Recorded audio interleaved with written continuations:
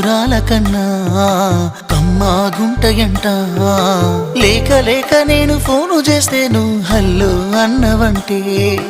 బెల్లం బువ్వ కన్నా తీయగుంటదంట ఎన్నడూ నాడు ఫోను చేసే బాగున్నావన్నవంటే ఏడాది ఎండల్లో ఉంటేనై మోస్తున్న నా బతుకు కష్టాలని పిల్లని చెయ్యి పట్టాలని నల్లని సీకట్లో ఒకదాన్నే కూసున్న దిక్కులేని పచ్చినయ్యి బావ నువ్వెప్పుడొస్తావని ఏళ్ళైపోతుండే పిల్ల ఎన్నెలొచ్చింది మన బతుకులా ఏలైపోతుండే పిల్ల ఏలు వట్టంగా వస్తున్నాగా ఇన్నాళ్ళ ఎడబాటు ఎడవాసిపోతుందిలే